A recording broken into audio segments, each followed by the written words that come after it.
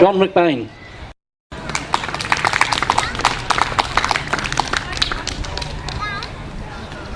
Kaya, Murish Mam, Murish Yoga, Wanju, Wanju, Noongar Budja.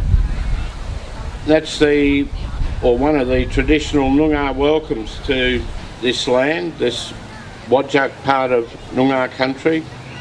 And unfortunately, many non-Aboriginal people walking on these lands probably don't know what any of these words mean. I won't go into all of it, but it means hello good men, good women, welcome together on Noongar country. Kaya is the word for hello. And any people who have respect for another culture, when they're visiting their lands, they always learn how to say something as simple as Kaya. And I hope if you take nothing else away from my little presentation today, you can take that with you. These are two that I wrote this morning along the theme of nature. Human nature. James Lovelock wrote a Gaia hypothesis, which has now become widely accepted. Our Mother Earth is a big living organism, and everything, all life, is interconnected. Many see that fact as a new revelation, a cause for some sort of rapture. Yet Indigenous peoples of this planet know that we're all a part of nature, and is caring for all the forms of life that creates our personal sense of worth. Because we all are Indigenous peoples, and we belong to our Mother Earth.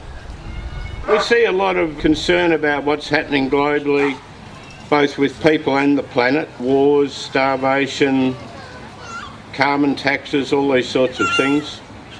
I do a lot of gardening. I'm doing an urban agricultural project that we call SUN, Sustainable Urban Nutrition. That last poem I wrote this morning, and I wrote this one just after it, and it's called Sunflowers, a Reason for Optimism. Think about financial markets and when you have money lent. What's a reasonable return? It's around about 10%. And when we produce energy, what is the efficiency rate, whether it's coal or solar? About 60%, mate. If you plant a sunflower seed, it produces 200 from just one, and it causes no pollution as it's powered by the sun. You know, it's quite concerning that people are getting into a situation of feeling overwhelmed and scared and disempowered. The reason I wrote that poem is to show you that we've got a long way to go if we start imitating nature and working with nature.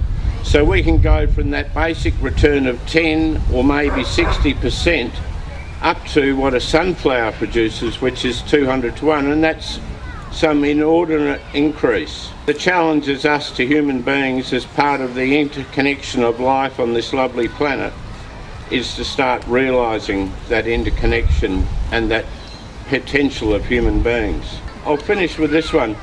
It's called WA, Her Story.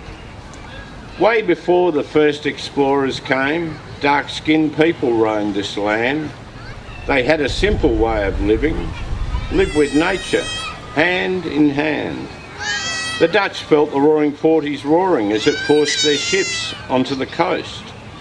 They saw black swans swimming in the river and left as they'd seen white ones the most. There was probably others before them that crossed the oceans to our coast. Whichever lands they came from, they found Aboriginals friendly hosts. It was back in 1827. Captain James Stirling did arrive. He saw the fertile valley and the river and thought a colony would survive.